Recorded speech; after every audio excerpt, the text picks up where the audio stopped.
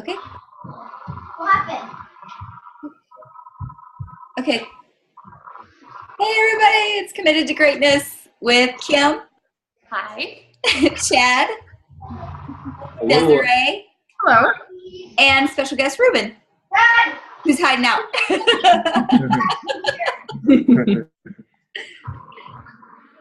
Today we are going to talk about nutrition, I think, mostly because Chad has a book that he just put out, which we used tonight.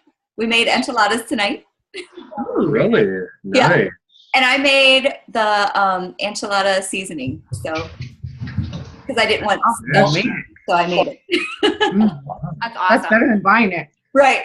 Definitely better. Yes. So, what did you use to make it? It was something that I found. Like I just Googled enchilada seasoning, and then it was like a whole bunch of stuff just mixed together. Nice. That's the way to do it. Yeah. I know all these things. I can do this. Yeah. Absolutely. Less salt and everything. It's like, it's better for you like that. Yeah. Yeah, it's the beauty of the internet. Yeah. Did I save it? That would make it no fun the next time. Right.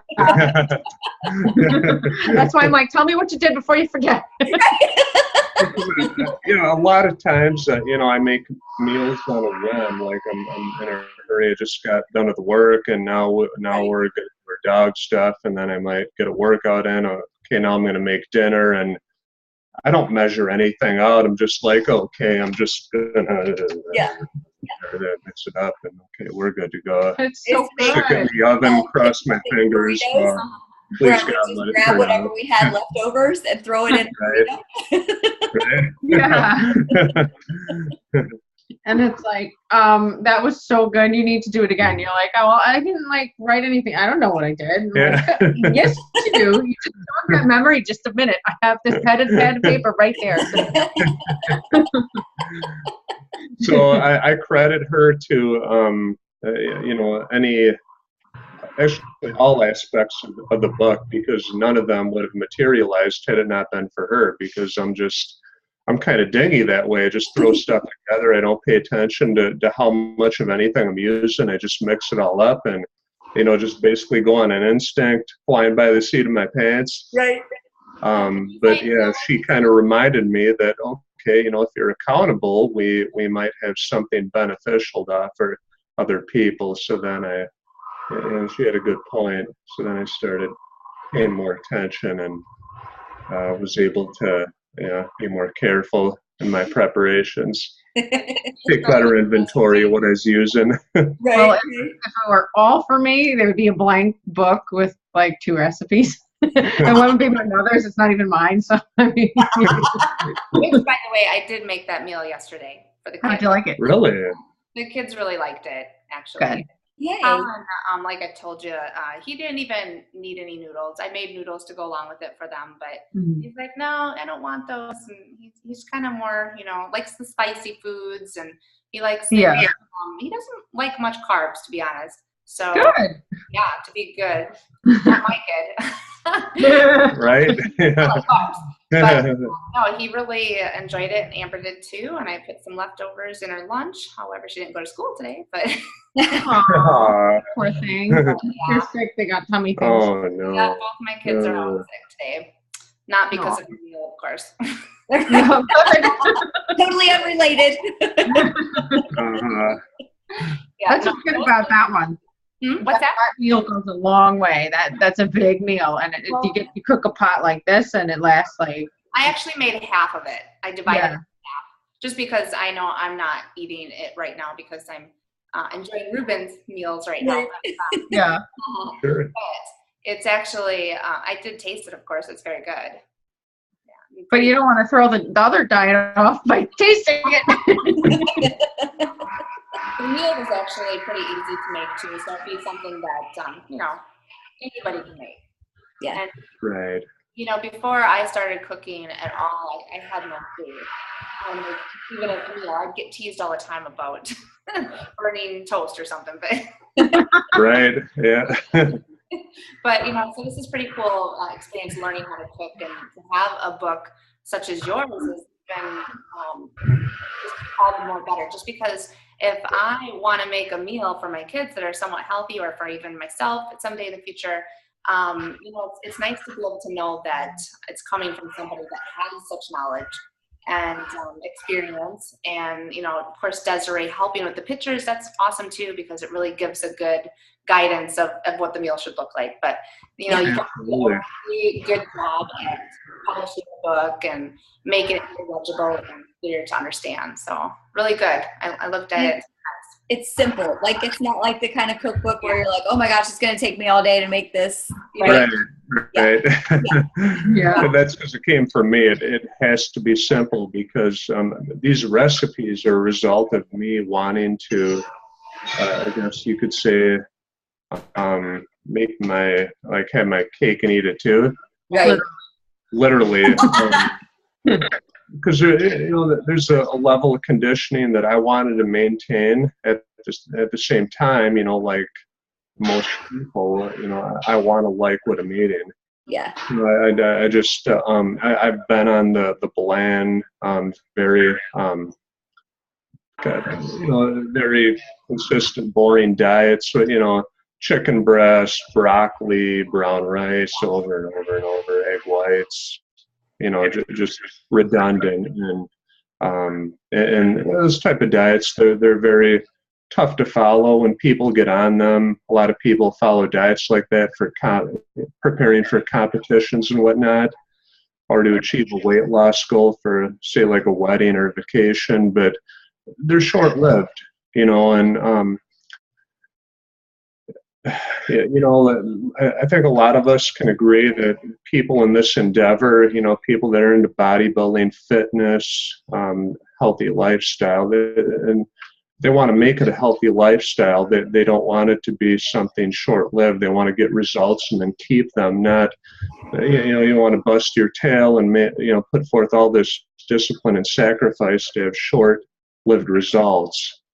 You want to implement all the right protocols into your lifestyle in order to get those results and then keep them and have them be long-term, not just short-lived where you enjoy them for 2 days and then they go away and then you're back to being out of shape again. Yeah. So for me, it was just kind of like a necessity to have food that I like to eat and enjoy, and then also remain, in good condition. And the best way to go about doing that for myself was to, take a look at my favorite recipes for various types of, dishes, foods, and whatnot that I liked, and take a look at the ingredients. What is it about this recipe that makes it fattening, and where are the excess calories coming in to this recipe to make, why are people getting fat from this type of food that I enjoy so much? Yeah. And then analyze the recipe, do some inventory, take a look at the ingredients and saying, well, I can probably come up with a similar taste and cut the calories by 2/3 if I swap this with this and that with that. And that's, it's just, being in that type of position where, I really wanted to develop a regimen to maintain my conditioning, but yet keep it a lifestyle and not feel like I was deprived and suffering all the time. Yeah. That's really what brought these recipes into reality. That's very cool. So did you feel like you were ever going to make a cookbook, or was this just something like out of the whim? No, I didn't see it coming at all. Somebody else did. In fact, this was like a Thanksgiving thing, because I was like, he had this recipe for turkey, which he did it last year, and it was completely by accident. It was the most delicious turkey I ever ate in my life. I was like, are you kidding me? We're going to do that again. So I was like, well, why don't we have it out by Thanksgiving? Well, Thanksgiving kind of turned into Christmas, and because of some, technical issues and this and that. Oh, yeah. And I had a family emergency, so that was put on the back burner. And then finally I was like, let's get it done. And I'm like, just write a paragraph, please, just write a paragraph. And he's like, okay. And then he wrote like a couple of paragraphs, and he finished up a couple of recipes that were kind of lagging on the back burner, and then I slapped it together. It was something that we put over like maybe 8 months, and he'd make something, I'd take a picture of it, we'd write it down, the ingredients, and then it would just sit in the Microsoft Word document and just kind of sit there and sit there and sit there and sit there. I'd post it on Instagram. People would go wild over it, but more than any of my bodybuilding pictures. a horrible cell phone picture of an egg and say the egg tastes like pizza, and like it has 10 times the likes. Like, okay, the egg looks like it's like 6 weeks old. It's like they got that Instagram filter on it, makes it look old and dirty. Ooh, it looks like it smells. People loved it though. I was like, well, food is just something that's not political. It's not. It's like so. We all like it. Yes. Right. Yeah, and going back to what we were talking about before the the show started, nutrition is such a vital component of for people that are trying to cut body fat, get into better shape. And when people have goals set to lose fat and achieve a certain level of conditioning, 9 times out of 10, it's not because they're not getting their workouts in. It's, 9 times out of 10, it's because they don't have their nutrition right. They can't adhere to the type of diet that's necessary in order for them to maintain a certain level of calories so that they're not getting too many to exceed their energy and metabolic requirements that they need for a day and then spill over into fat stores. Because when people follow these extreme diets, zero carb diets, zero fat diets, stuff like that, anytime you cut something out, it's an unbalanced diet. Yeah. When you have an unbalanced diet, your body will not function optimally, and it's going to be very tough to adhere to. For example, I've done zero carb diets before, and they did work. And the way that they worked is by being a calorie deficit diet. And I was able to cut, an adequate amount of body fat within a relatively short amount of time doing a zero carb diet. But it wasn't fun. It was miserable. I found myself craving sugar a lot. And, the body's a very adaptive machine. Anytime you follow any particular type of diet that's effective, it will only be effective for so long before your body adapts to it. Once your body adapts to that particular type of diet, then the results stop. And this is where variety is so important, variety in the diet. Not to mention, like with a very low carb diet, when you follow a very low carb diet for a long period of time, your cortisol levels will begin to go up as a result of being so deprived of glycogen, right? The stored form of carbohydrate in the muscles, brain, and liver. And, so yeah, extreme diets, there's always repercussions. So, for myself, I always found it most beneficial to have take more of a balanced approach to diet, instead of eliminating one macronutrient altogether, just reduce the levels of all 3 macronutrients and then keep your calorie limits within a certain range. I was talking to somebody today, and he said that he's worked with people that have done like Weight Watchers and Atkins and South Beach and worked with their doctor and whatever. And then he'd say, okay, so what are your macros? And they're like, what? What is that? Right. Well, like, you really need to start sometimes at square one. Right. Well, yeah, Weight Watchers, Weight Watchers is set up. It's set up by point systems, and right. So you don't this is so many points, but you have no idea why or what's behind and that. The unfortunate part about that is that they're not teaching you any kind of nutritional information. No. What's fat? What's protein? What's carbs? Right. All stuff you need in certain ratios. Really, if you want to, go to McDonald's and have a cheeseburger if you wanted to, but does it mean that it's like good protein? Yeah. carb. So, but a lot of people might look at that as protein, because It technically is protein. Is it? Yeah, mealworms mashed up into meat with a flat piece of bread with rules mice on it and stuff. yeah, so I think it's unfortunate. I think stuff like that, programs like that work, but again, it's more just about creating a caloric deficit. So you aren't really learning how to eat for life. And that's really the key. Is once you learn how to eat for life, you're going to succeed. So you're not going to be doing these binge diets. And guess what? I've also done like those very bland diets. And guess what? They didn't work for me because while I was doing those very boring diets, I hated my meals and I wanted something better. So guess what I would do? I would have a cheat day because my meals weren't very satisfying. They weren't tasting good. They weren't exciting. So, when you don't have something that's exciting, what do? You look forward to a cheat day. I'm going to have pizza. Yeah. Yeah. And then the whole week I suffer because I feel bloated. I feel fat. Right. And you got all that sodium in you. So it takes almost a whole week to recover, and then you do it again. Right. Yeah. Yeah. And the key words there were cheat day, not cheat meal. Yeah, day. Cheat weekend. It's like we're going to hit Perkins in the morning, then for lunch we're going to hit Culver's, then at nighttime we're going to hit Prime Quarter. Yeah, and then you have ice cream afterwards. So my gallbladder would explode thinking about that. Speaking of gallbladders, that when you try to cut one thing out, I was on a completely fat-free diet for a long time, and I just totally damaged my gallbladder, and they wanted to remove it. And he's told me some supplements that I can take that I don't need to remove it, but I know so many people have had their gallbladder removed just because of poor diet. Wow. So, Dad, tell us the importance of having fat in your diet. Yeah. Fat doesn't make you fat. Yeah.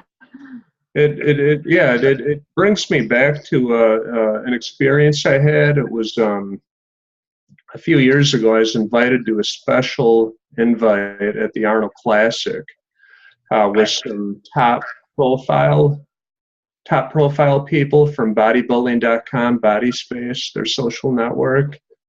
That included some reps for supplement companies and also some world-class trainers. One of these world-class trainers was a former IFBB pro who, not making any judgments here, but he was chemically enhanced. He was using a lot of chemical enhancements. And he was giving advice to a group of athletes that were natural, athletes that, from bodybuilding.com that I know train naturally. They take their supplements and work out hard and, try and eat right, that type of thing. He was giving them advice, and he was instructing them to adhere to a type of nutritional regimen in which they ate 8 meals a day of haddock and white rice. Haddock and white rice 8 times a day. Wow. And he said that you do not touch anything with fat. And I mean, those were his direct orders to these people as he's instructing them. He said, I don't care if it's CLA, omega-3, or any of those fats. Fat is fat, and you should not have it. Wow. And those were his directions. And this particular guy, I won't mention his name, but I know for a fact that he was training several of the top IFBB pros in pro bodybuilding. And the thing is that type of diet may work for him, and it may work for other IFBB pros that are using chemical enhancements, simply because fats and cholesterol are not required for them to produce hormones in their body because they're taking them synthetically. That they're taking human growth hormone and steroids and various forms of testosterone that will keep their testosterone levels probably 10,000 times the level of a normal person. And the people he's telling this to are people that desperately need, a certain level of fat and cholesterol in their diet in order to maintain normal hormone production, because what do hormones come from? They're synthesized from fat and cholesterol in the body. Every hormone in our body is produced as a result of fat and cholesterol. And, for it just killed me to listen to him give that advice to these people. And, he's looked at very highly in the world of bodybuilding. He's referred to as an icon, so people listen to his advice and they're going to take it to heart and they're going to do what he's telling them to do. And, I really did, and I had to bite my tongue there. Don't worry, nobody stuck to that diet. Right. Nobody stuck to that. Yeah. He said, Don't feel bad. he said, halibut. Somebody there said, well, what about chicken breast? And he said, chicken breast is fat man's food.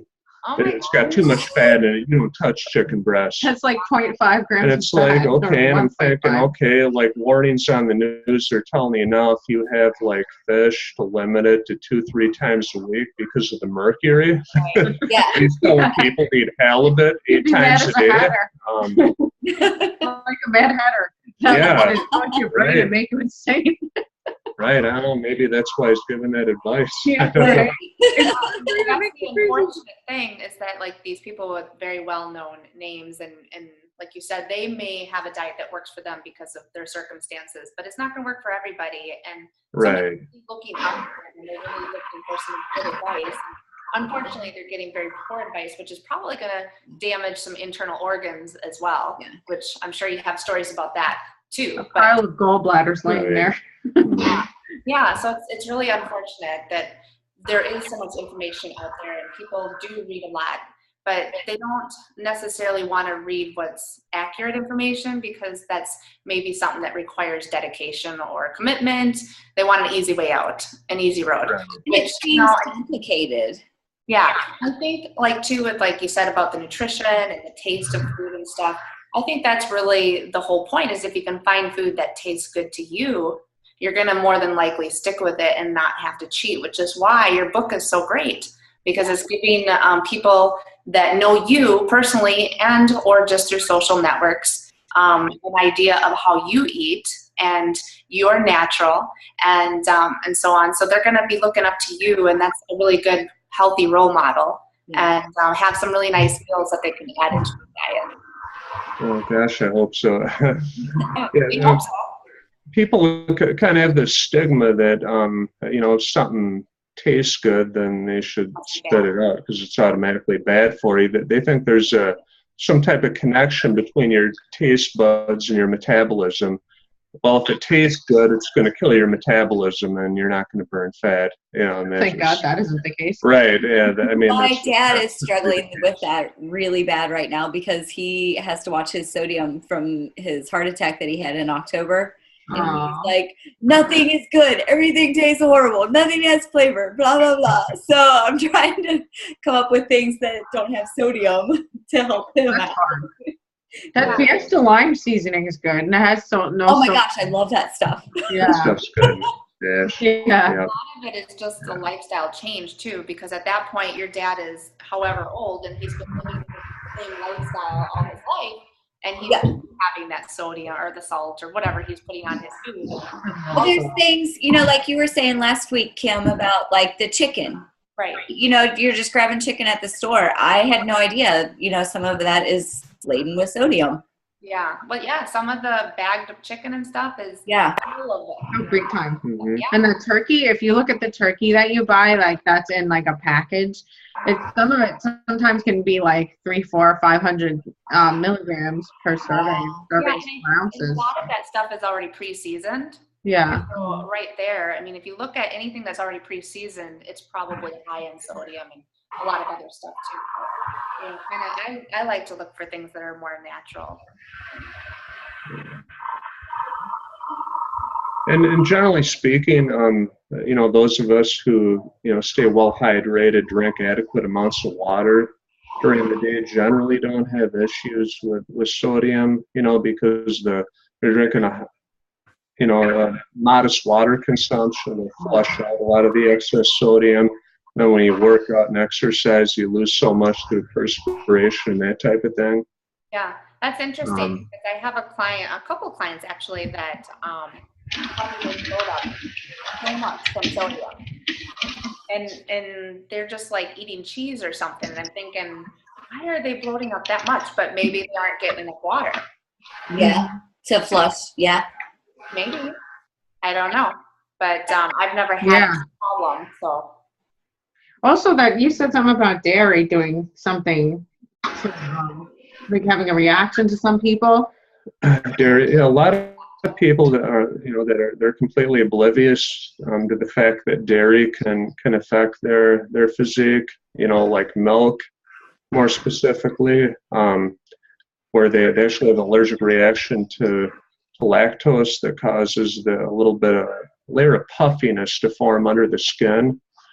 And it's kind of dates back to, going back decades, where bodybuilders kind of recognize there's a correlation between drinking milk and rep conditioning prior to a bodybuilding competition, where it just became taboo to drink milk or have dairy right before a bodybuilding competition. And I believe I'm definitely one of those individuals who's sensitive to it. Yeah. I mean, I remember preparing for a show once, and growing up as a kid, I was a big milk drinker. I always loved milk, and I was kind of addicted to it. It was kind of a tough addiction to break. Heck, you're in Wisconsin. But right, yeah. Go figure. But I'd find that I'd get my conditioning right where I wanted it, and then my cravings would become overwhelming at one point for milk, and I'd drink a cup of milk, and all of a sudden it just totally changed my conditioning. Wow. The definition went away.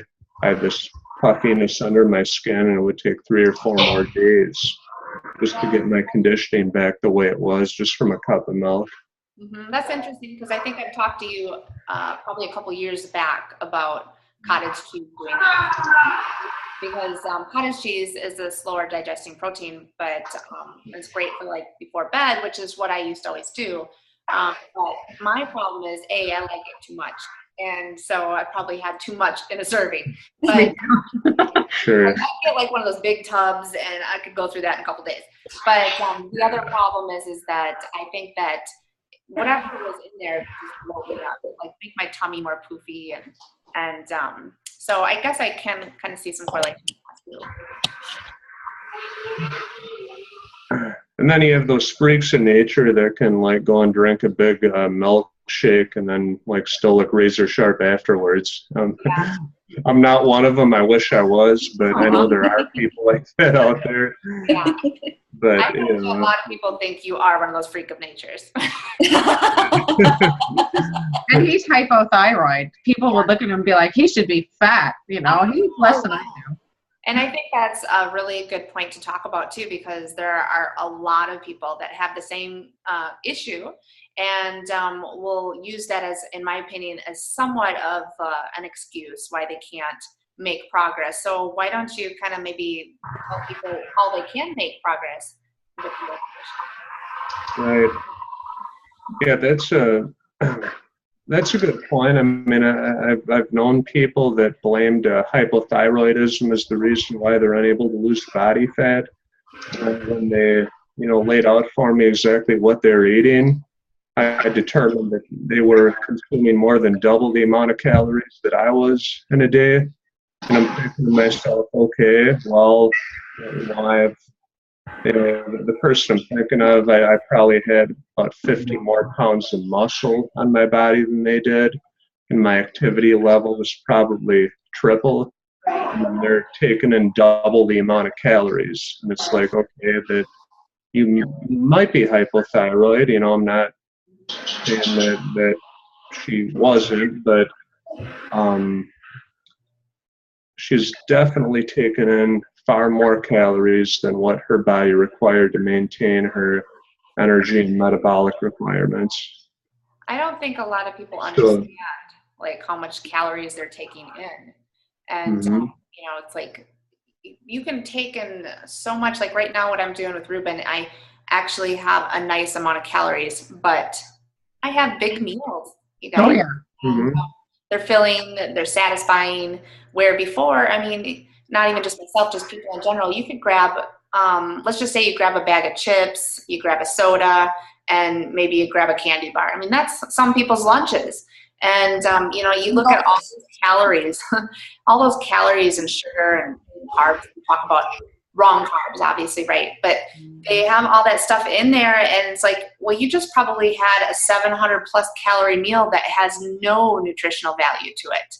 And now you're going to eat everything else that you continue to eat throughout the day. And what? There's 3,500 calories in a pound. So like you already had 700 calories in one meal.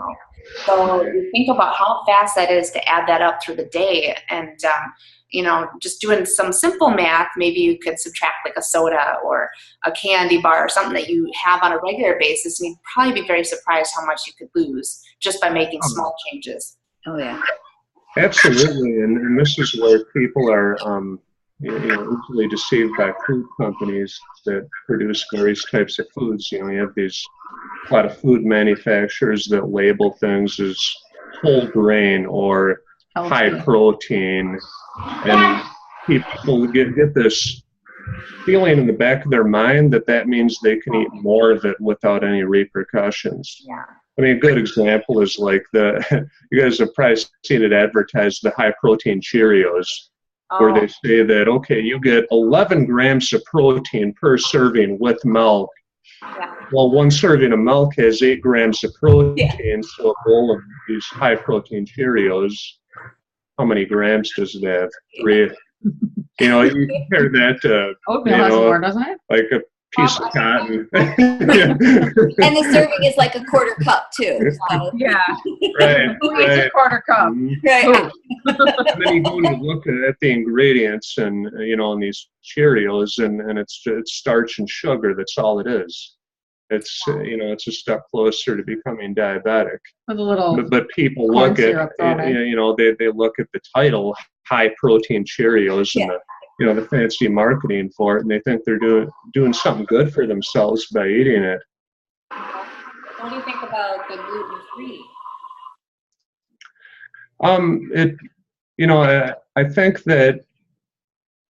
I think there definitely is some legitimate cases of gluten intolerance.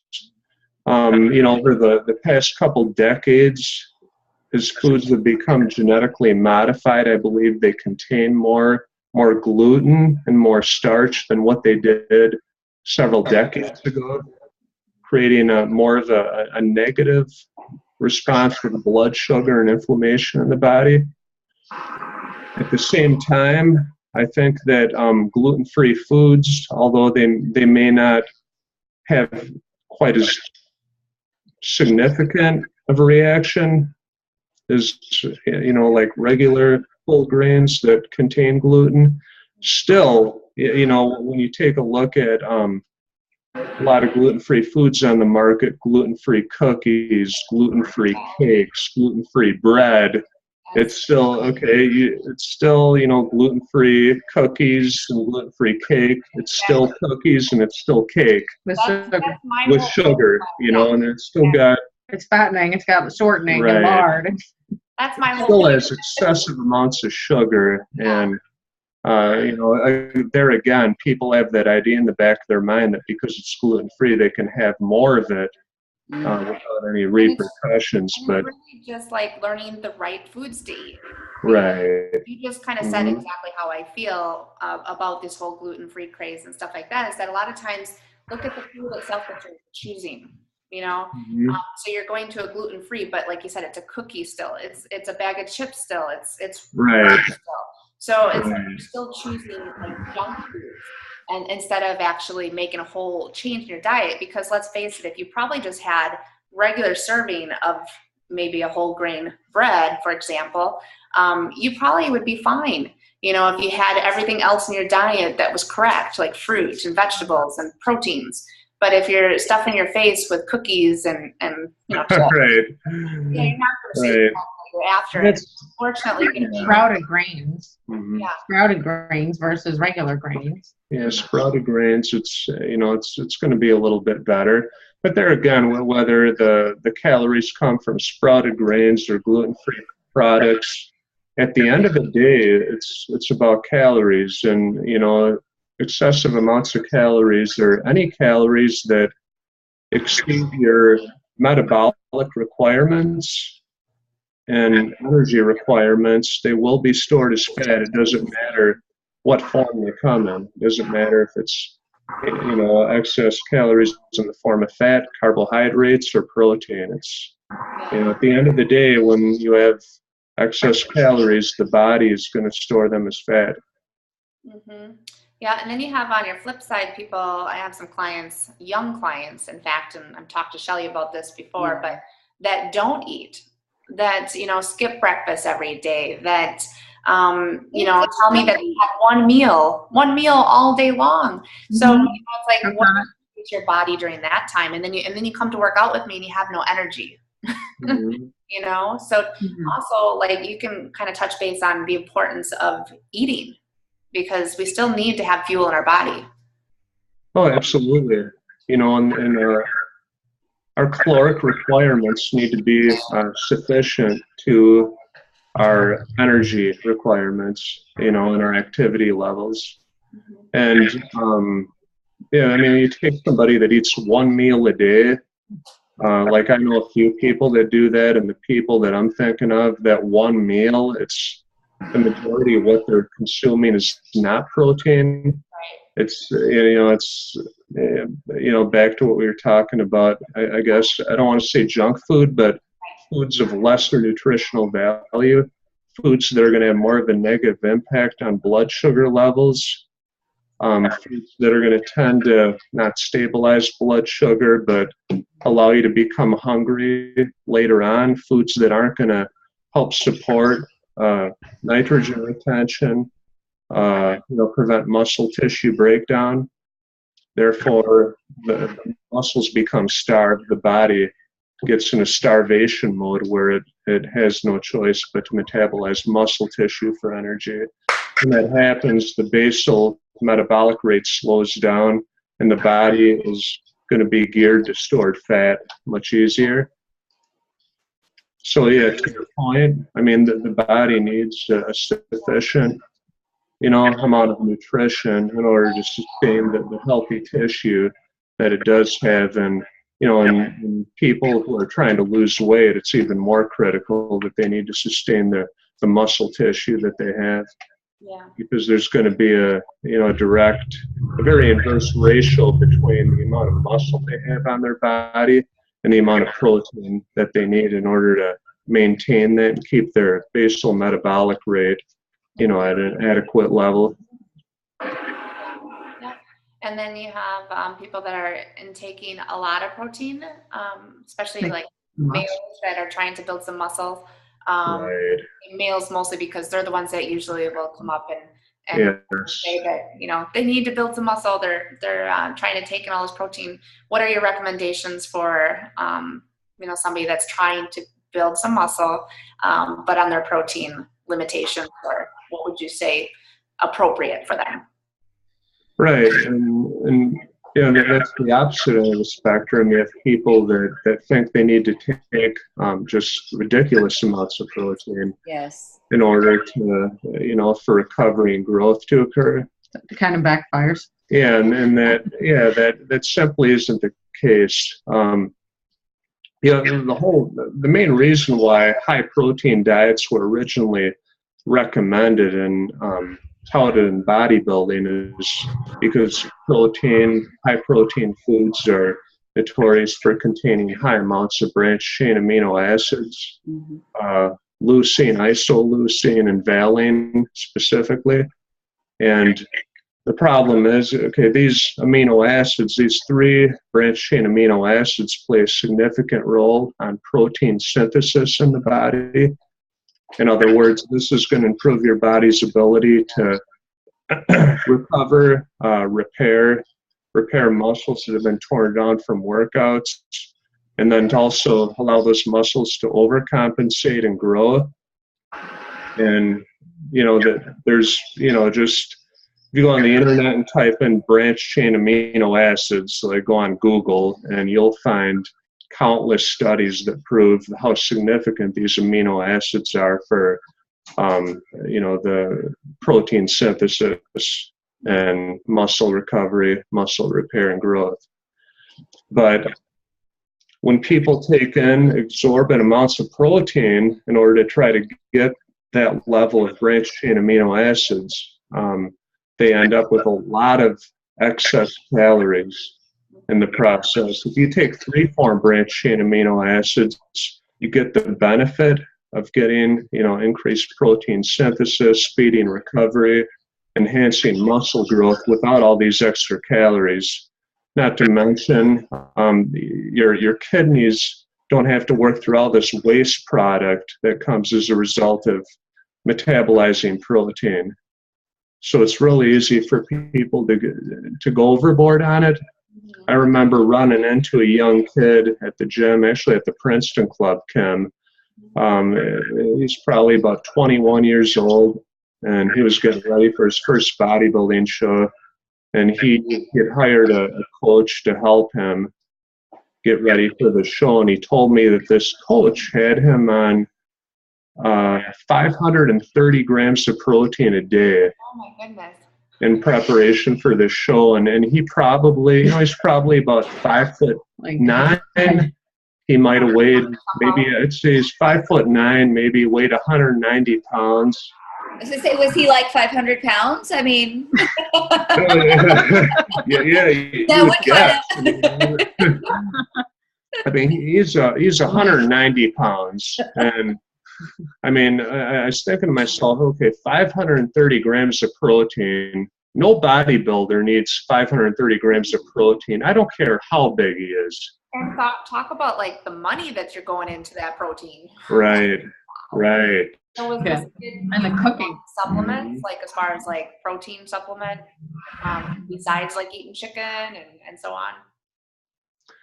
Yeah, I mean, generally, like, and when it comes to, the endeavor of fat loss and improving body composition, my recommendation to people has always been to not, protein is important. Don't get me wrong. Your body absolutely needs protein to help muscles recover, build, maintain your immune system, immune function, other vital functions in the body. But I'd say if somebody can keep their protein at,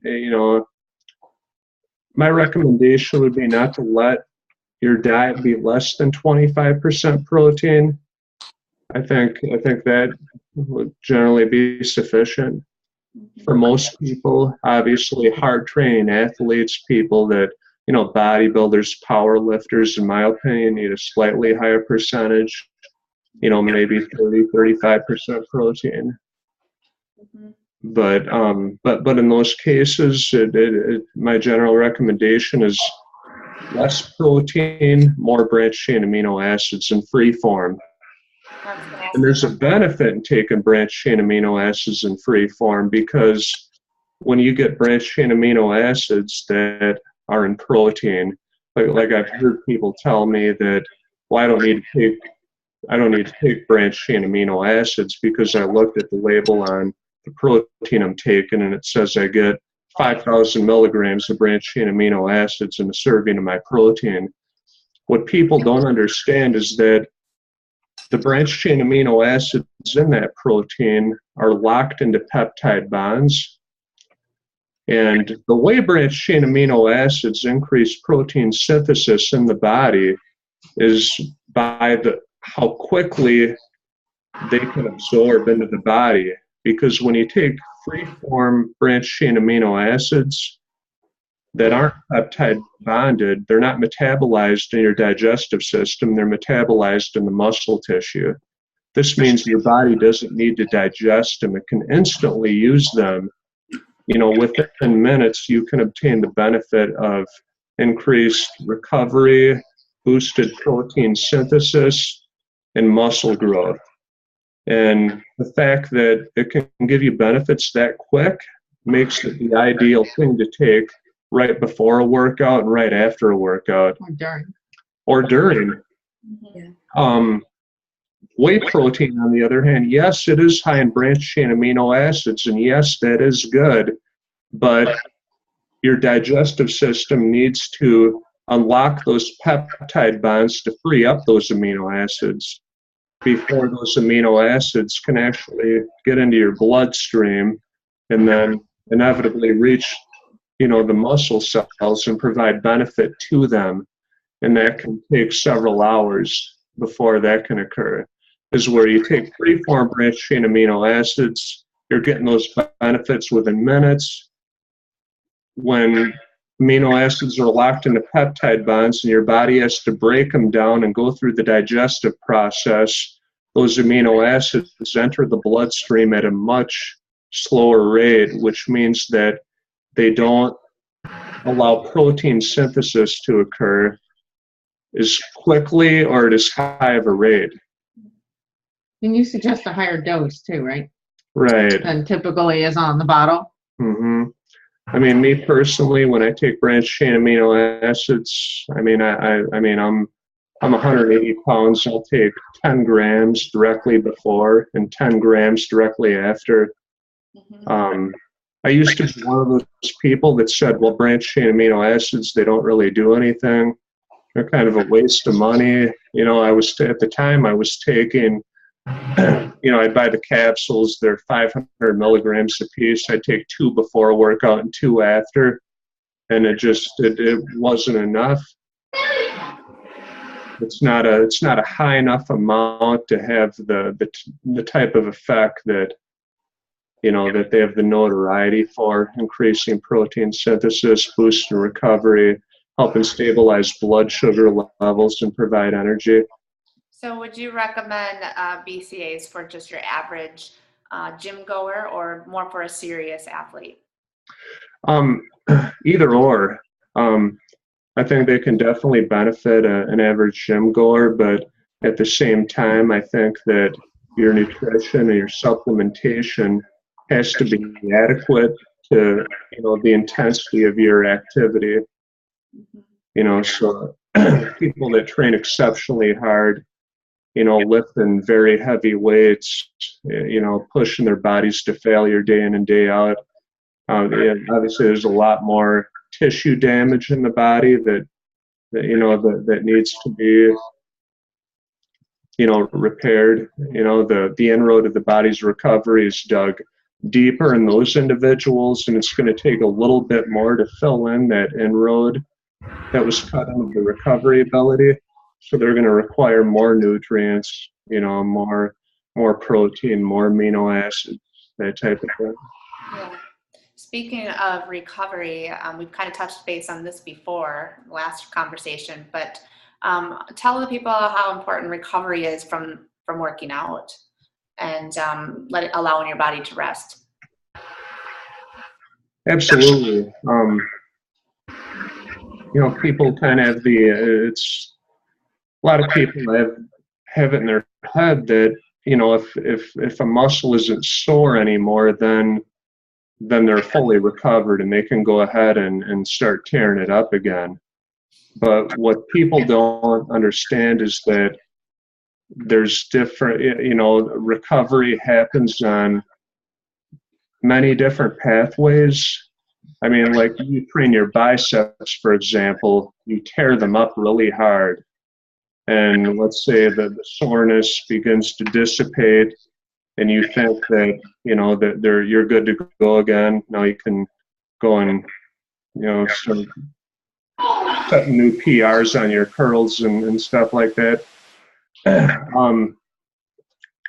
Although a localized recovery may have occurred with your biceps, what people don't take into consideration is that there's a general recovery that involves your central nervous system and your immune system, the supporting structures, the tissues that support your muscles, tendons, ligaments, that type of thing. When we train hard, as and I think everybody in this format does, and you're pushing yourself that hard, you're lifting heavy weights, pushing yourself to failure.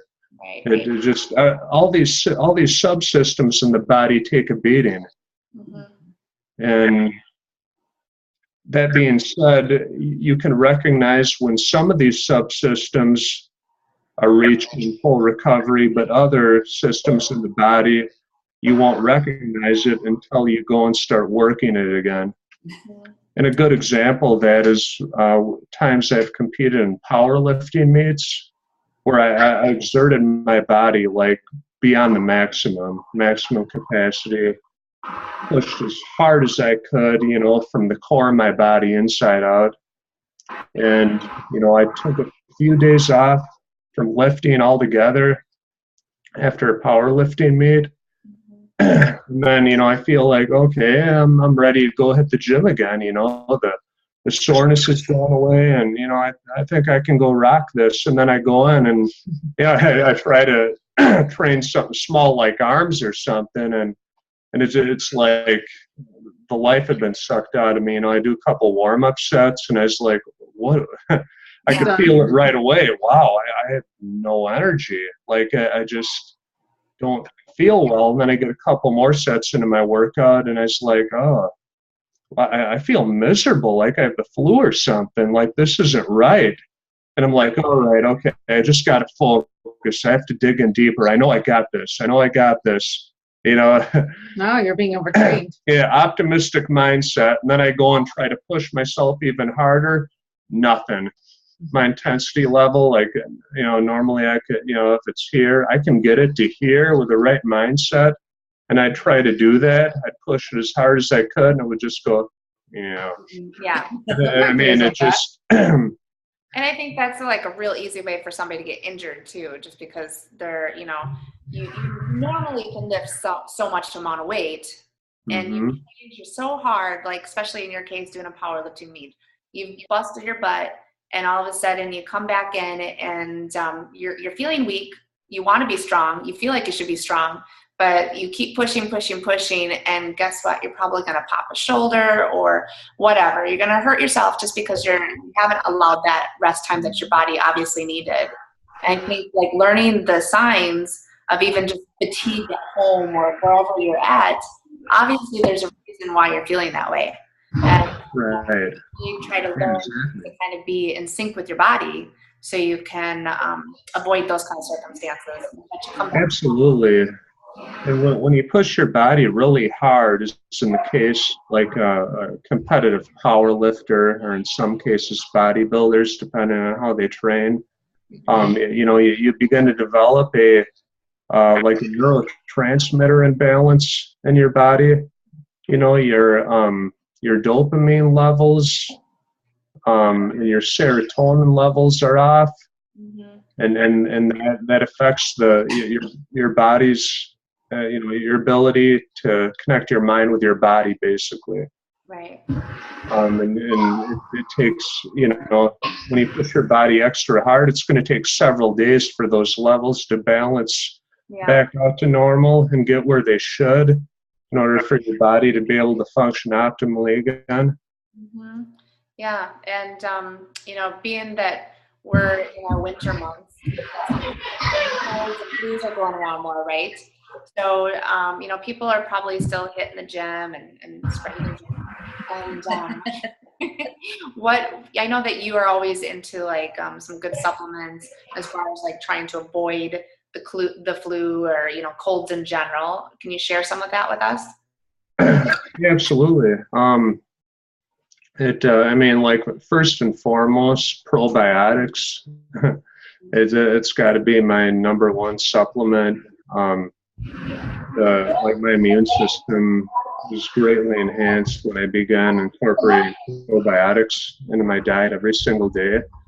A lot of people think of it as, well, probiotics, it's to help digestion and whatnot, but what most people don't understand is that your immune system, like the majority of it, is right in your digestive tract.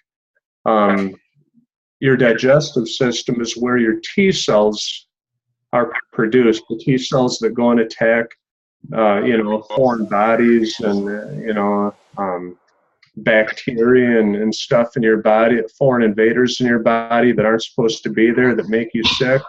That all comes from your digestive tract. That comes from the good bacteria within your digestive tract. And supplementing with a good probiotic can help maintain, your intestinal flora, the good bacteria that fights off stuff.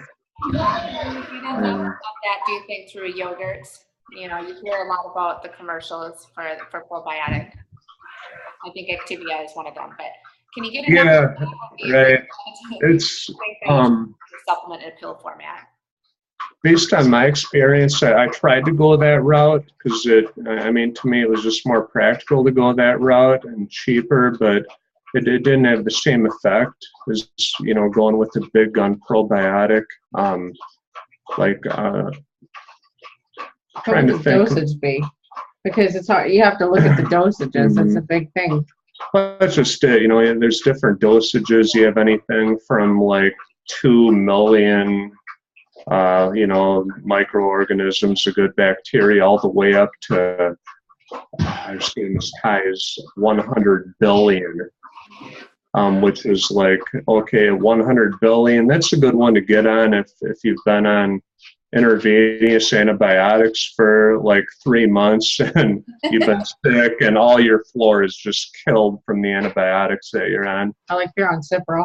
Or like if you're on Cipro, that's a good example. But I mean, in general, I think a good maintenance dose, and I have nothing to base this on other than my own experience. But I'd say a probiotic with the 3 billion count is sufficient to kind of keep the bugs away.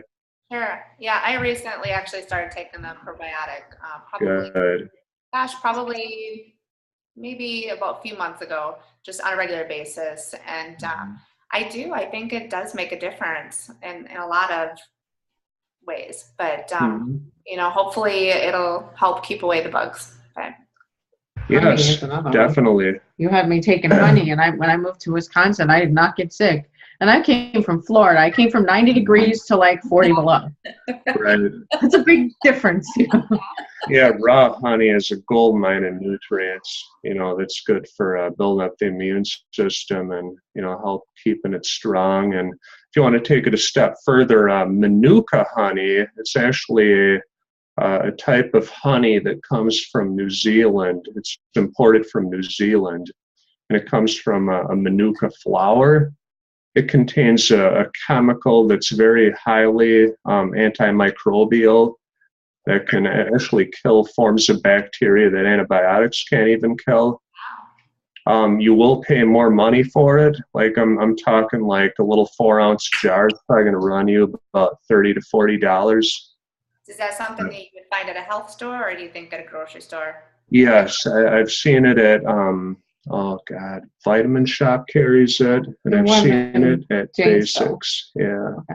But there's the one that you suggested that I get that had the propolis in it and the royal jelly. Tastes weird, but it works great. Yeah, that particular one is Manuka honey. Yeah. It's not as potent, but it has some other ingredients in it that are great for the immune system. Royal jelly and raw honey are great for building up the immune system. Propolis has good antimicrobial effects too. But Manuka honey is probably the big gun. Like it's probably the equivalent of the Cipro in the natural world. Okay. So and that can be found online on a lot of different natural health websites. You had me taking D3, lactoferrin, what else? Coenzyme Q10 and vitamin C. Yeah, lactoferrin is another compound that has powerful antimicrobial effects.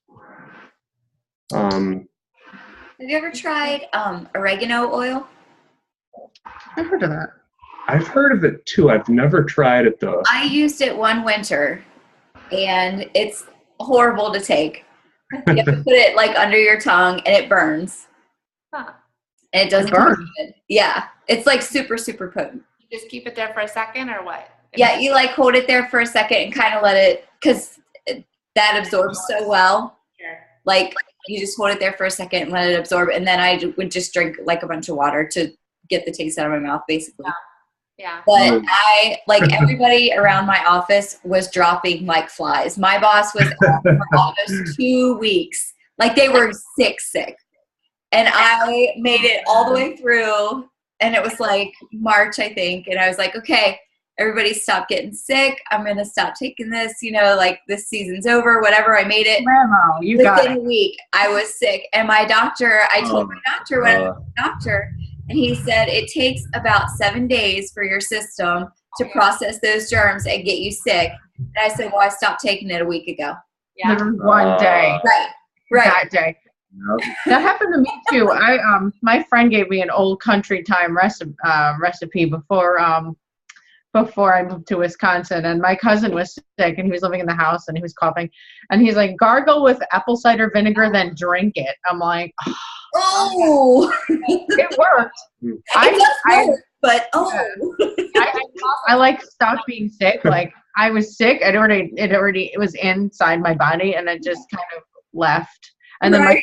kept being sick, and then I'm like doodling around the house, and he's coughing all over the place. I'm like, I don't know, I'm healthy, but it wasn't pleasant. But I sat through there and gargled it for like 10 minutes, and I was like, yeah. Oh, the way it tastes, it's got to be killing something in your body, right? like you. Yeah. Like propolis is more pleasant. Yeah. The honey is much more pleasant. Oh, yeah. It tastes funky, like it's got like a little funk to it, like a little musky, like weird, we threw up in it, so but it's like it's sweet, so you can get over it. Yeah. It's not caustic material burning your esophagus. Right. Right. It's fine. Apple cider all by itself because it has like the pH levels are just too harsh to digest. Yeah. So Yeah. probably should have mixed it with something. Yeah. Well, it worked. I was just tried thinking about that earlier. a few different times, and I just about gagged every time I drank it. It does Oh, I did. go down well for me. Like I mix that with hot water, lemon, honey. I'm like nothing. No matter how I mixed it, Still vinegar. no. I'm not a vinegar fan. Not ever. Not even, but that like just worked. I mean, it was horrible. It was just like so depressing. It was And I so smell bad. vinegar, I think of Easter. Like, mixing the little guys.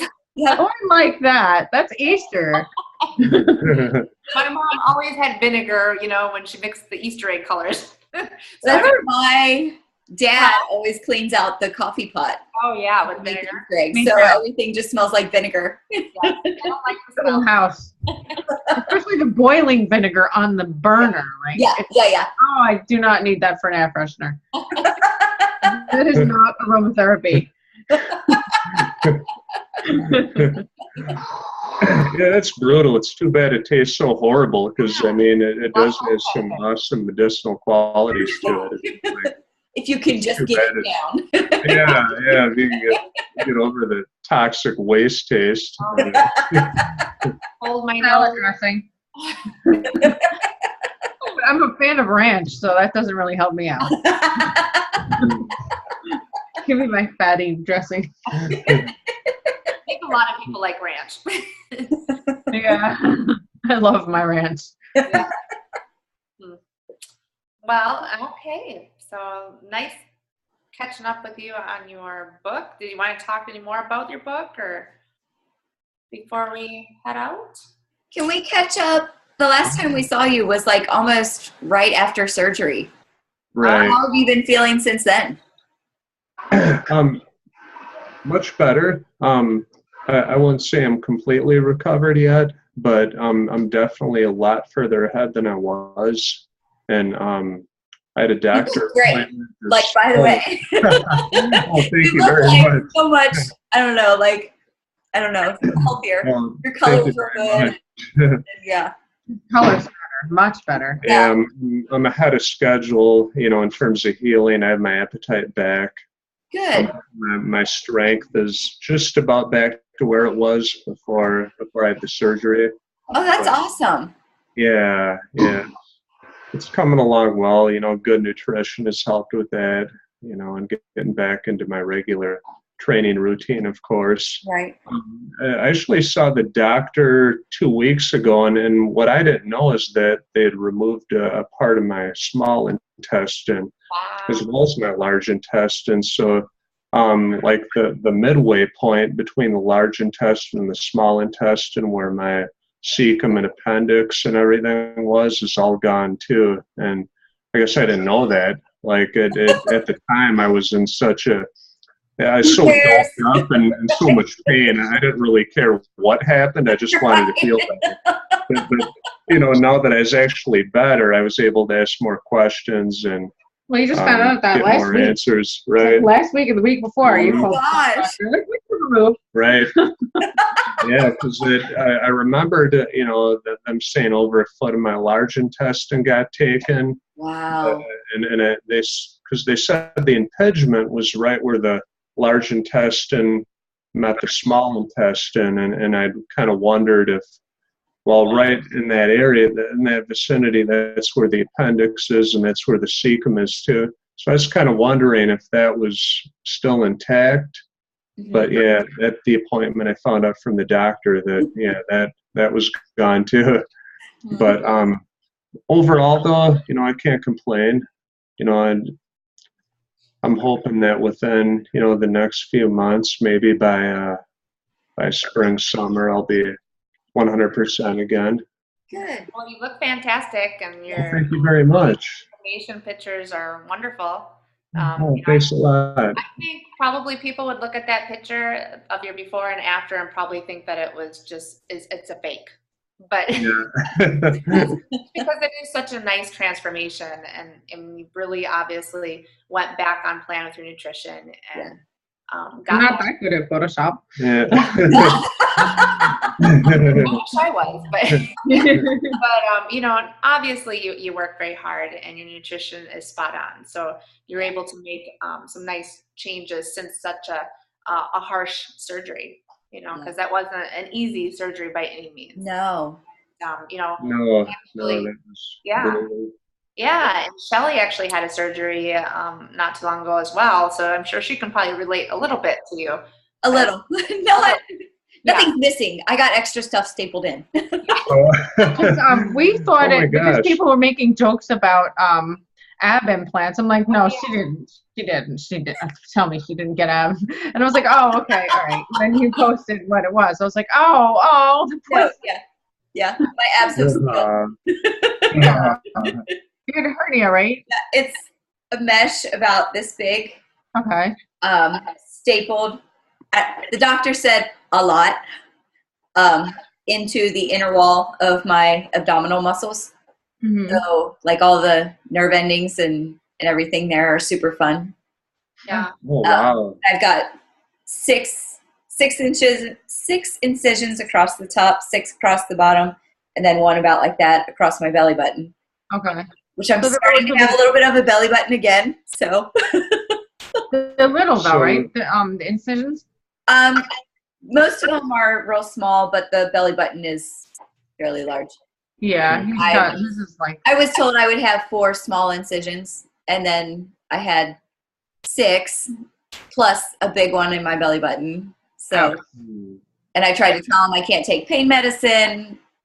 Apparently that doesn't mean anything. So vomiting with incisions and staples and things was super, super awesome. I can relate to God. you big time. Yeah. Just, Like as soon as my stomach tightened up, I was just crying. I was like, oh yeah, yep. Yeah. the nurse I can came in totally with relate to my what you're medicine, and I saying. pulled it off and was Yeah. like, "You're not giving it to me." Yeah, you do not want to throw up, sneeze, Right. cough, Right. go over a bump in the road when you're in the car, like nothing.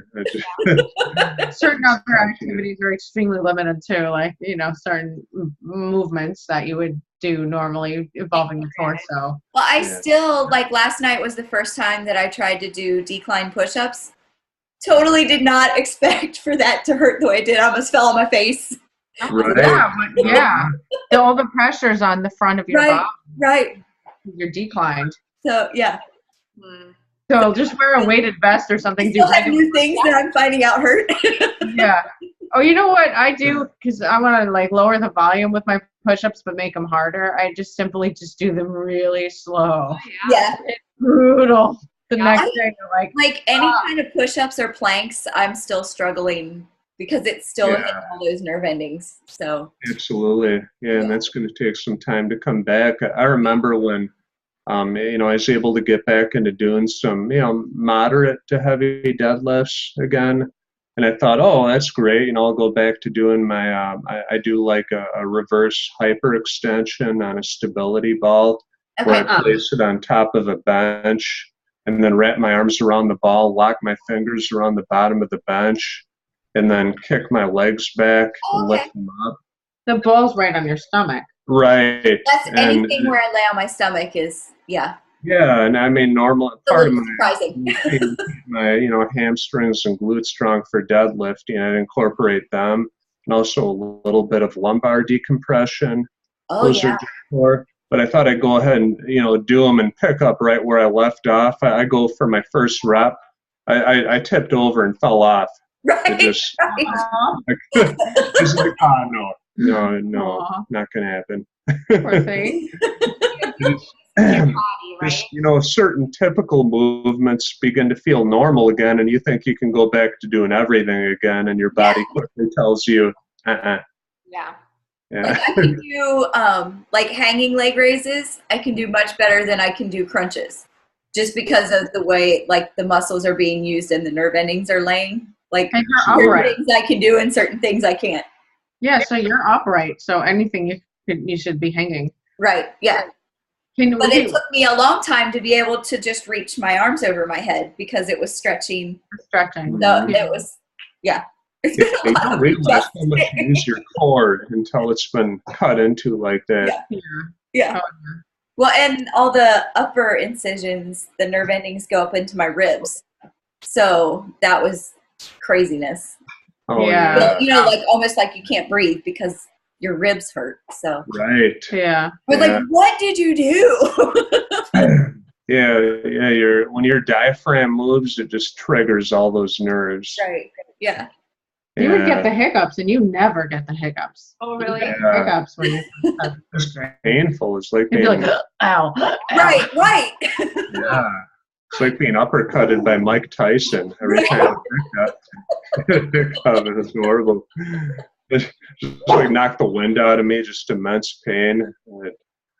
Did they give you any kind of like expectation as you were healing? Like, this is what you're going to experience kind of thing? I didn't get any of that. So everything has been sort of a surprise. They could have done better.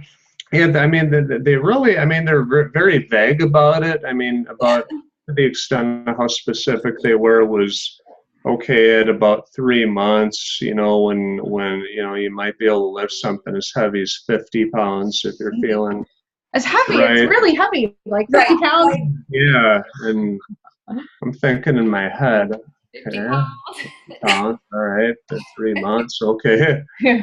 But yeah, they didn't give me any indication as to, the symptoms I was going to be experiencing after the surgery. Yeah. I was constantly going on the internet, like finding chat groups and stuff of other people that had the same thing done. Because, I totally was not prepared for the symptoms I had. Yeah. I went back to my doctor like 3 times. Like, I've got all this pain. And he said, oh, yeah, that's from this. That happens, at this far out.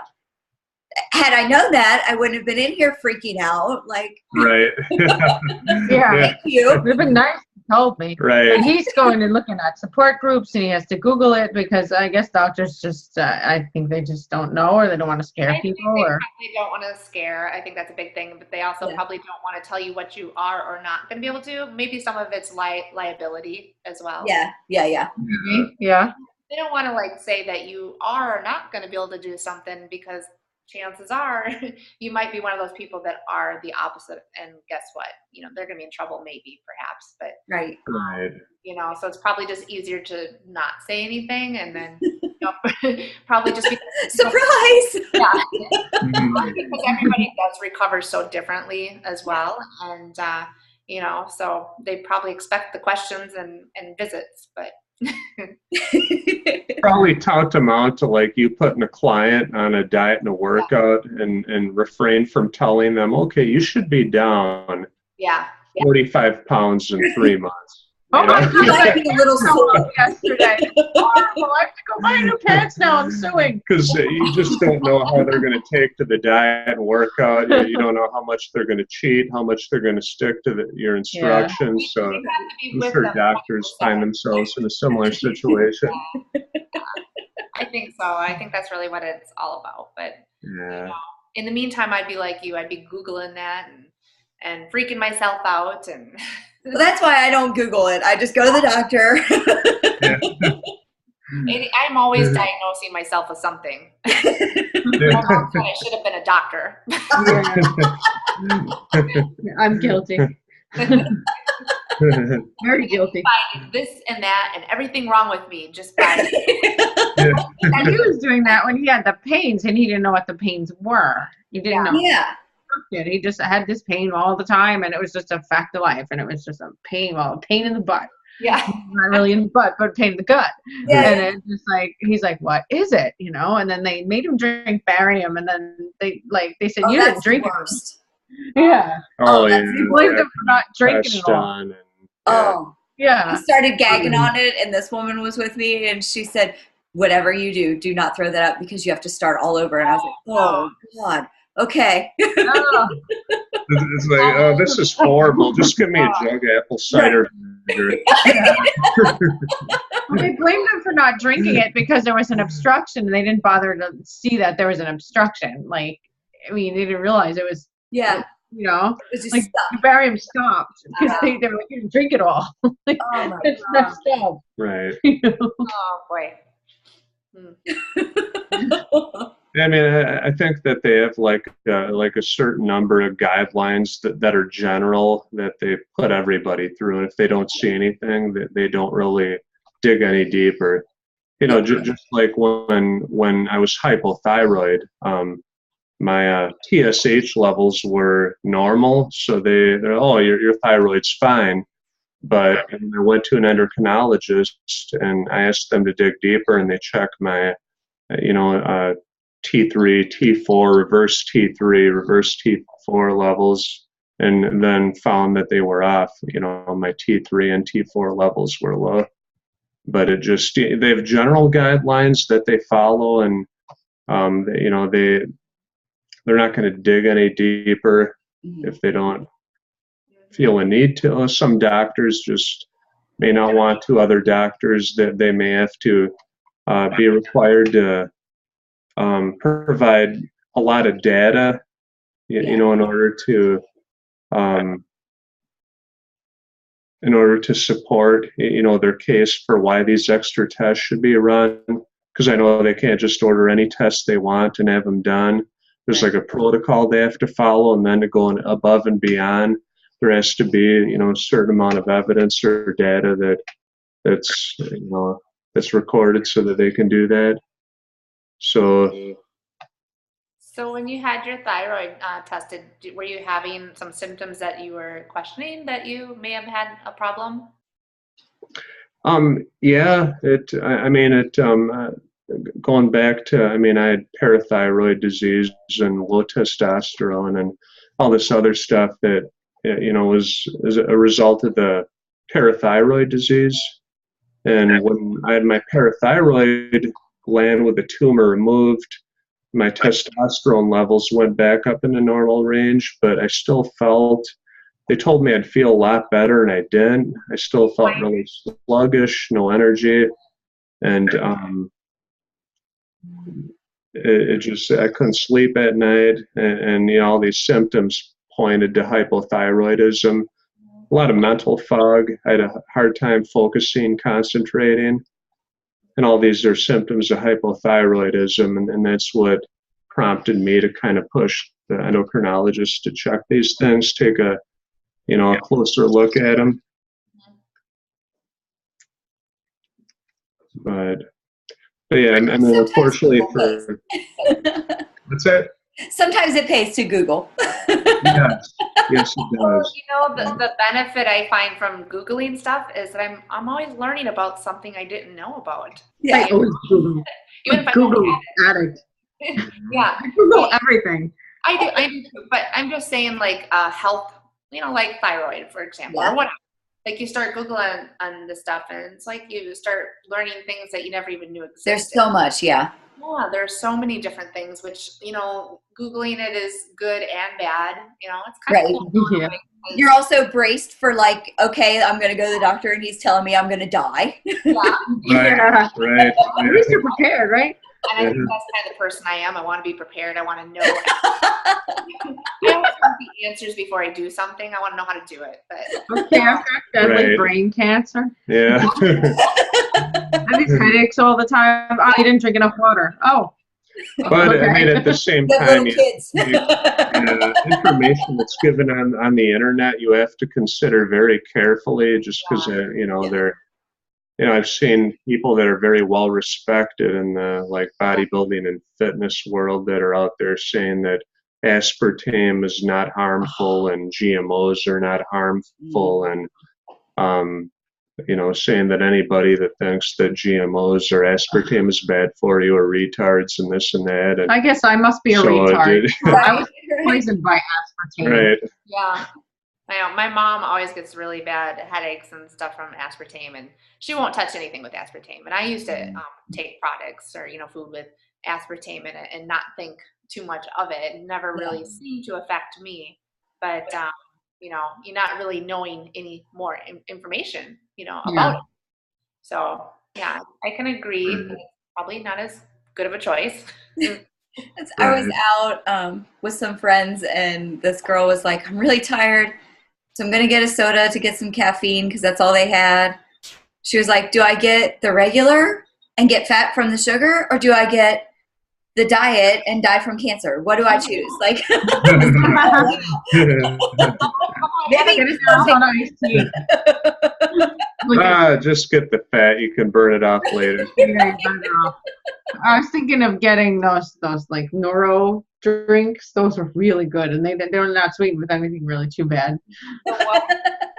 Neuro, they had this one drink that had these most interesting effects. Then they stopped selling it, unfortunately.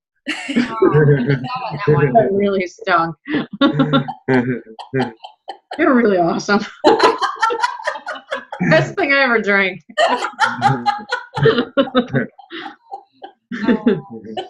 Yeah, that's a good drink. Yeah. Never had it. Going back to the aspartame though, like people that certain icons in the fitness world that are saying that aspartame is good for you. Some of the claims that they'll make to support their argument is that aspartame is a combination. The two concerns with aspartame are one, the methyl alcohol, and the other one is the amino acid phenylalanine. And they'll say, well, there's methyl alcohol in fruit, and then there's phenylalanine in meats. So it's no different than eating fruit and meat. So, the effects aren't any different. But what they don't tell you is that, yes, there is methyl alcohol in fruits, but that methyl alcohol is bonded to pectin. Mm-hmm. And when you ingest it, the methyl alcohol it's bound to the pectin, and it's eliminated through the digestive process along with the pectin. In the case of aspartame, methyl alcohol comes free. It's not bonded to pectin, and then it's free to enter the cells in your body. And studies that support the safety of aspartame consumption, they say that the animal studies that they've conducted show that aspartame is not harmful, that that they test all these different animals with different amounts of aspartame and say that there's no ill effects as a result of these animals taking it. They were conducted by Monsanto, actually. Yeah. Well, who produces it? Right. Well, what they don't tell you, That happens. Yeah, I know, right? What they don't tell you, what they fail to tell you, is that within animals and human beings, we have these bodies within our cells that are called peroxisomes. And these are little bodies that remove harmful chemicals from our cells. And In the case of animals, when animals are given aspartame, when the aspartame goes into the cell, the peroxisomes convert the aspartame into formic acid, which is a harmless substance.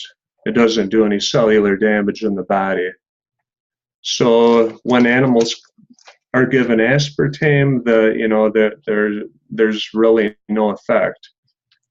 Humans also have peroxisomes in their cells, but the difference is that human peroxisomes are unable to convert aspartame into formic acid, which is a harmless substance.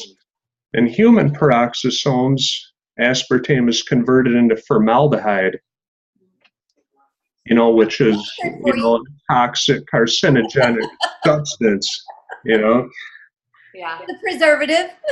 Right, yeah. Embalming. Yeah, embalming fluid. Right. Yay! Known to the state of California to cause cancer. Right. Oh, it just causes all kinds of nasty reactions in the body. It can damage the brain and the nervous system and any number of healthy cells in the body. Yep. Especially where alcohol dehydrogenase, the certain areas of our body have these cells where The pancreas, right? Yeah, well, not the well, I mean, certain organs, the brain and the nervous system, more specifically, where alcohol is metabolized, but that's where the formaldehyde is going to be attracted to those areas naturally. Yay! But it's like what it is. It's like an alcohol processing center. The alcohol dehydrogenase in the nervous system, the brain, other vital organs in the body.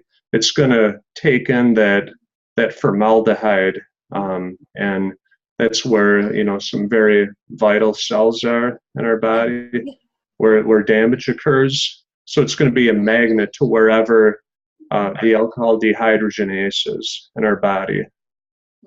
So this is where it can put you at risk for nervous system damage. Things like multiple sclerosis, Alzheimer's disease,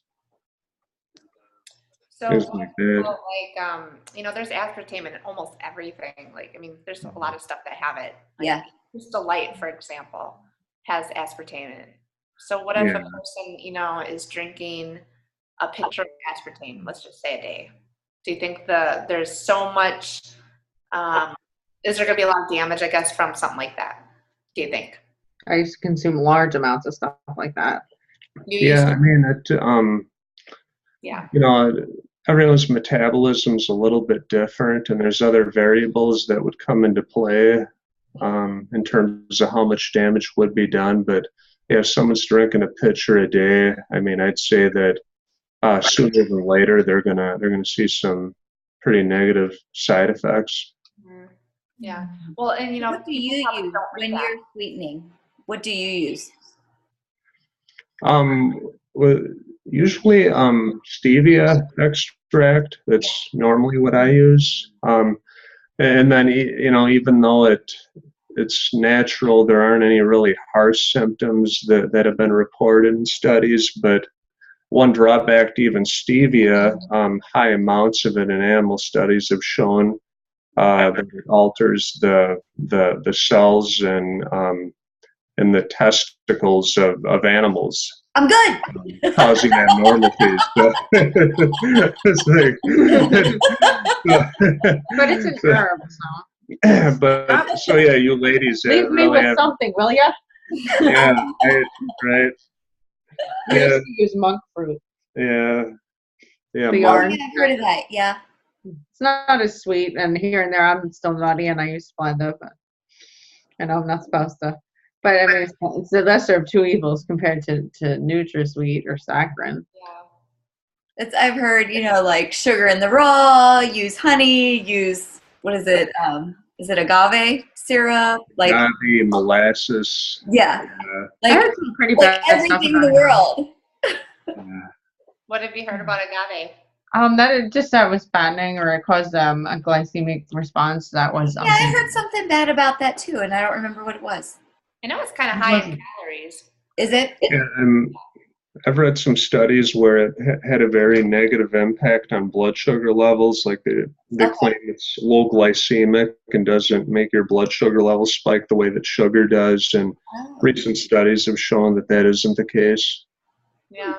That it can spike your blood sugar levels, have a negative insulin response the same way that sugar does. Plus, it does have calories, so if people view it as it's healthy, then they're like, "Oh, let me just take a lot of it." Right. And It's not free. Yeah. Right.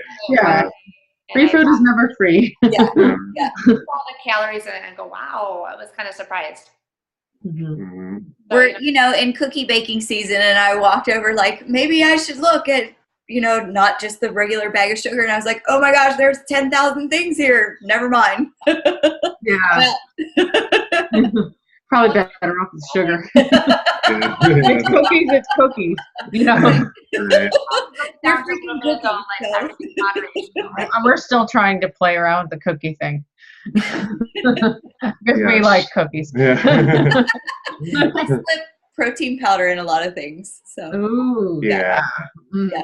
We have this good brand that they used to get at the gym that I used to train at in Florida, and it's called CSN, and it's vanilla ice cream, and you mix it with certain things. It tastes like cheesecake, or it just has a most wonderful flavor. Yeah. So everyone who tries it, they're like, this is the best protein I've ever had, and it's so cheap, and it's isolate too. It's not concentrate. Oh, okay. And you get a 10-pound bucket for $75. Whoa. Right. It doesn't have free shipping anymore. You're right, Kim. Yeah, But about $100. cheaper. No, it's $10 shipping for that huge box. I don't know how they do that, but it's like $10 and it's $75 instead of $79. So it's like $80 or something, which is so worth it. And it lasts us a while. Yeah. My kids think that pancakes taste like vanilla because I always throw a scoop in there. Oh yeah. Way to beef up their protein intake without them knowing. We make protein pancakes that are out of this world. They're so good. Really? In the book? Yeah. There's a recipe in that book. Yeah. It's in the recipe book. Yeah. Also for pumpkin pancakes. You can make I saw that and I was like, oh. They are really, really good. Really, really, really, really good. So what are some of the other recipes that you can share? Just tell what are in the book for everybody to kind of take a peek at. Well, we got talking about those pizzas that are on the wrap. They're only about 290 calories each. Yeah. Easy to make. They're quick, and they're so good. I want them this week. We have them this week. I think that could be arranged. Thank you. Basically, this book, it's basically what it is. It's a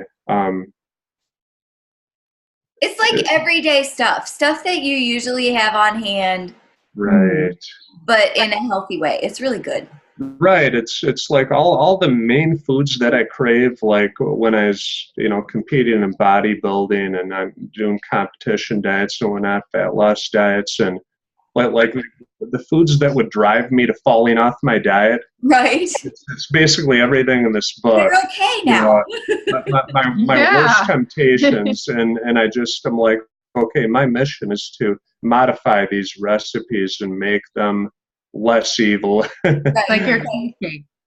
Yeah, and again, it's just because they're less evil doesn't mean they can't be evil. Anything can be overdone. Right. Going back to what I said before, at the end of the day, it's if you take in more calories than your body needs to meet its energy and metabolic requirements, you will gain fat. Mm-hmm. Well, that's why we put portion sizes in here and how many portions is made. Because if you require more calories than is in the portion size, then you can just double it or like 1.5 it or something. Yeah. You need more protein than what's actually programmed. Like some things are programmed to give you 4 ounces of protein. Yeah. But what if you need 6? So just make 1.5 servings and you'll be good. Yep. But I mean, some of the things like pizza, it's very easy to eat half a pizza, but it's probably not the best idea unless you're talking about the pizza that's a single serve pizza. Then you can eat the whole pizza and it's 290 calories and it's all for you. Yeah. I think it's a lot of visual and mental games, like one piece of pizza, and you got a whole big pizza. Yeah. Looking at everything else, but I want that. Yeah. One little tiny pizza, but it's all yours. Right. Yeah. Right.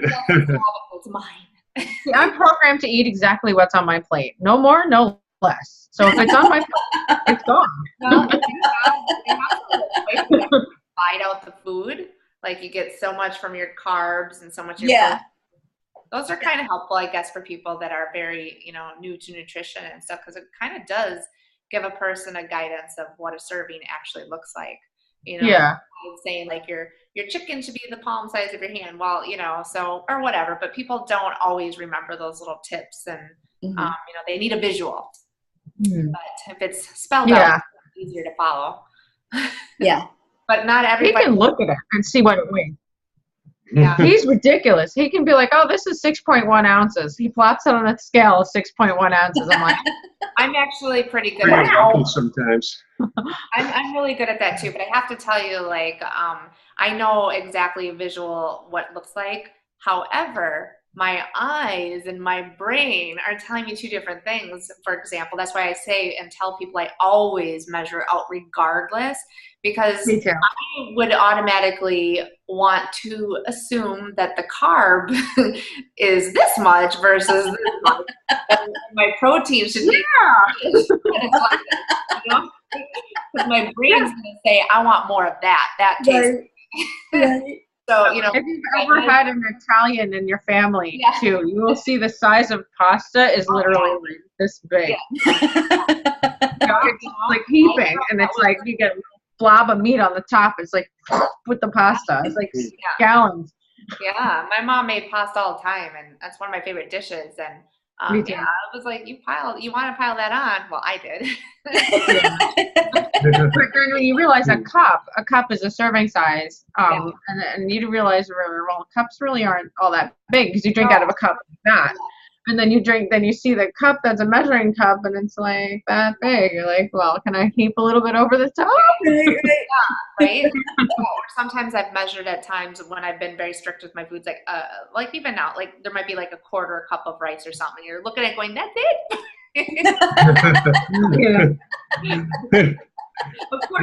Add more water to it. Make it bigger.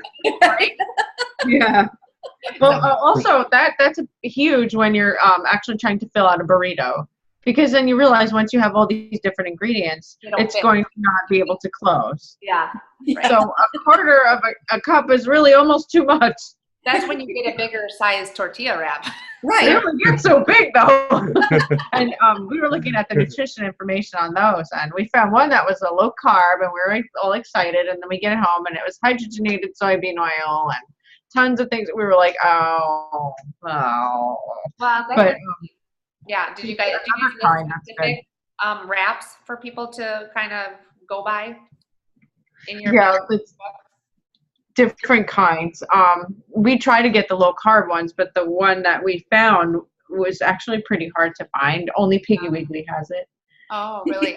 And not green. It's not like I don't think it's like a low carb veggie wrap. Okay. Very, very low in starch. This big.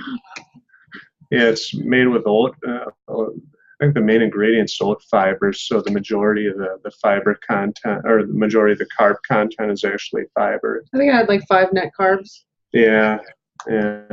So those are good, and for somebody that who isn't trying to keep their calories quite as restricted, these Ezekiel tortilla wraps are awesome. Yeah. They're fairly, although they're a little bit higher in calories than the low carb version. They're super high in sodium. I did not know that. What's that? They're super high in sodium. They told me at the hospital, don't even touch them. They're super high. They're like 200 grams a piece, at least. I think it really depends on what kind of wrap. My dad has been at the store trying to, because he likes that kind of stuff. He can't find one. Later, I'm going to look at the wrap I have, and I will check it out and let you threw know. out- I threw out the wrapper. Darn. Yeah, certain This one ones. brand was good. It was like small. It only had 60 calories. Yeah, that might be the same one I have. It's Okay. called, the brand is Tamaro's. TAMAROWS. Okay. I'll have to look. I don't remember what mine is.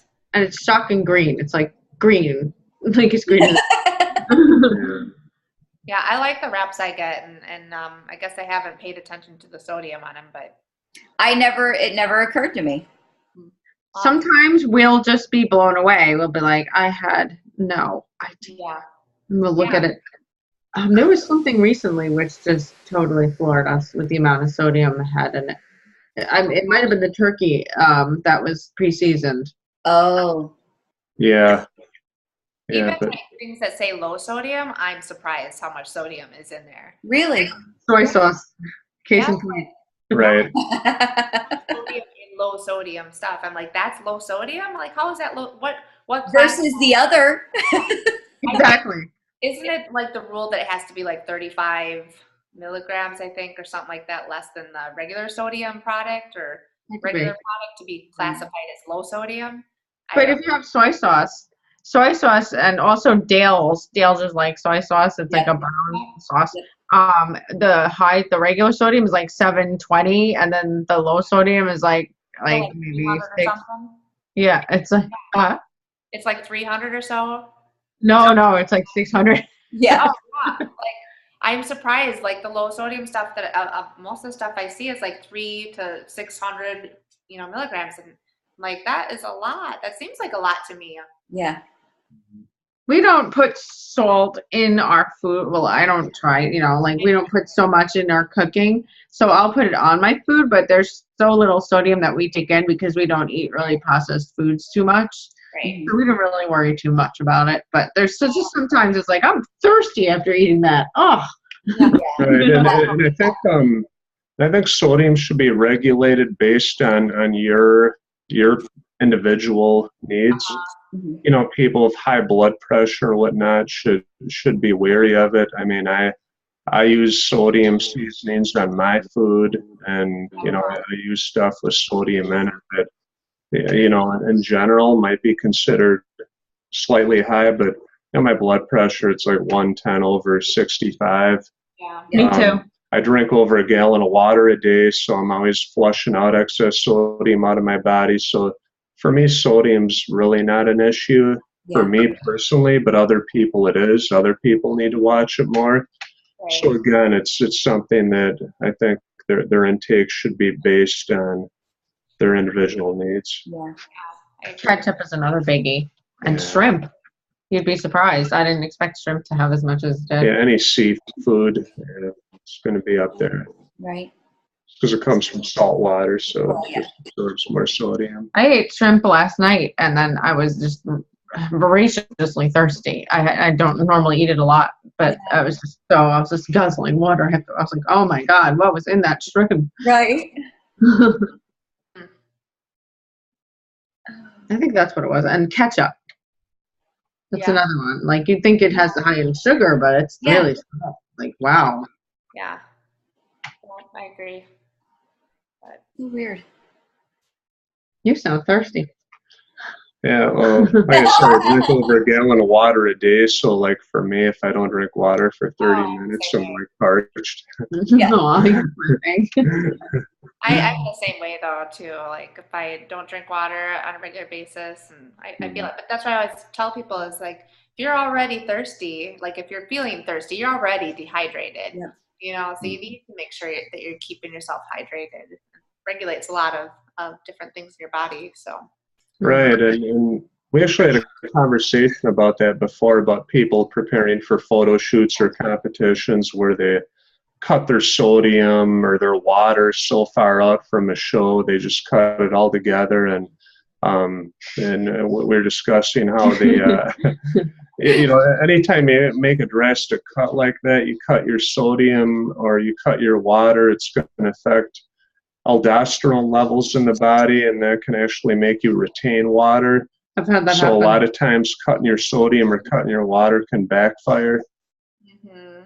Yeah. So sometimes it's better to just, keep things linear and not do anything too drastic. Yeah. Or so, I mean, you don't want to intentionally dump a lot of salt on your food or drink excessive amounts of water like the day before a photo shoot or a competition. But at the same time, I don't think you want to completely eliminate them. Yeah. It can have adverse reactions. Makes your brain tweaky. Yeah, it does. Yeah. Yeah. Yeah. You need water for energy. It's a conductor as well, and an insulator. Right. Well, it is. And a And solvent. I don't know how many times I've heard guys tell me when they're getting ready for a show, they carb load and cut their water, and to me that just doesn't make any sense. Why carb load if you're going to cut your water? Because for every gram of carbohydrates that you take in, it's going to require 2.7 grams of water in order to transform into glycogen to be retained in the muscle. And that's the whole point in carb loading, is to increase glycogen levels in the muscle, help the muscles fill out so they don't go flat, so the muscle fills out tighter against the skin. I see these guys, there's a guy that she shot in fitness photography that he kind of did that. He's like pigging out on stuffing his face with M&Ms and Skittles and all this stuff, and he hadn't drank any water in 2 days. Smooth as could be, no definition, and he's rambling on about his regimen and his game plan, and just wow, he's like a younger, cocky guy that knows it all, and you don't even say anything because you just know he's gonna try and start an argument with you. And those are the guys that you're like, I'm just gonna let him learn on his own. I usually don't get people like that too. He was like really like, I was like, come on. It's like at times I almost wanted to be like, you're being a baby. That's pretty funny. He was the only guy that was like that though. Yeah, everybody else has been, really professional and humble for the most part. So, didn't you say you had one guy almost pass out? Oh yeah, that was.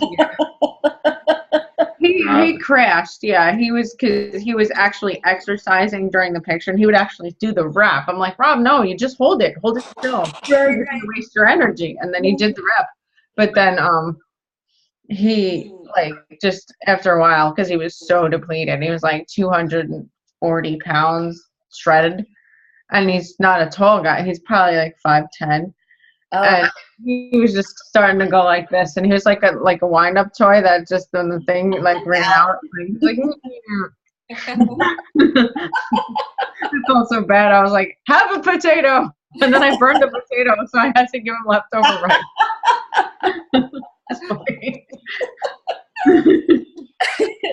The tomato was just a smoking hollow skin. I burned in the microwave. There was like nothing in it. It was smoke. I'm sorry. That was so funny. That felt so bad though. I was like, what do I do? What do I do? I burned it. I already have this chicken, have this rice. I don't think he cared. He just needed something, or he was just going to just. And I ended up taking pictures of him eating, like lifestyle pictures. Still we got to do something with those. That was funny. It made me cry. That was funny. Do you have anything to leave people with? If we could wrap up. Yeah. My book. It's awesome. Oh, thank you very much. We got a bunch of different versions here. Yes. Well, this one is the coil bound. That is awesome. The big one I made without the coil bound, just specifically so it could be sold on Amazon and stuff like that. But this one is really the one that I think that everybody should have, because it goes like that and stays, That's Because cool. I did a survey. I asked people on Facebook, what is most important in a cookbook? And then I just listed a bunch of the things. And one person just said, one that stays open while cooking. I'm like, how simply perfect. That is Yeah. genius. I was like, yeah, Makes sense. Yeah, it's that's what we'll reasonable. do. We'll make one of those, you know. That's Then great. the economy one, that's just no pictures, but it's just to save money. And then we have the pretty perfect brown one that you have. But that's the one that will be available everywhere. You know, this one, it's like you can go through his website and get it, but that's probably, about it. Yeah. Yeah, so you can get it on chadshaw.net or lulu.com, I guess, are the where people have been getting them thus far up to this point. Mhm. With Lulu, all you have to put in the search box is taste. And then okay. it'll come up. Good. That's awesome. But I guess wrapping things up here, I just want to thank you both very much for having us on the show again. It's always Yeah, you're welcome. fun to talk with you, Shelley and Kim. It's great to catch up. It You was. guys are always a blast to talk to and swap thoughts and opinions on different things. And I want to thank you both too for your inspirational stuff you put on social media and whatnot. It's good stuff. It brings energy. It inspires people and motivates people Thank you. more than you think. There's days that I'm feeling sluggish or whatever. I need somebody to light a fire under my keister sometimes to get me going. And I read some of those posts like that, and it helps get me going. Uh-huh. Same way. Yeah, just reading something inspirational can spark a feel, can't it? So Yeah. Oh yeah. that's what it's all about. So, It's actually why I go on Facebook so much, to look at other people's fun posts. yeah, well, I've enjoyed having you guys on here and really enjoy your book and think you guys have a lot going for you and to offer other people, which is great. So nice job, guys. All Oh, right. thank you very Kim. much. Thank you, Sally. Good night. Yeah, thank you, Kim, and thank you, Shelley.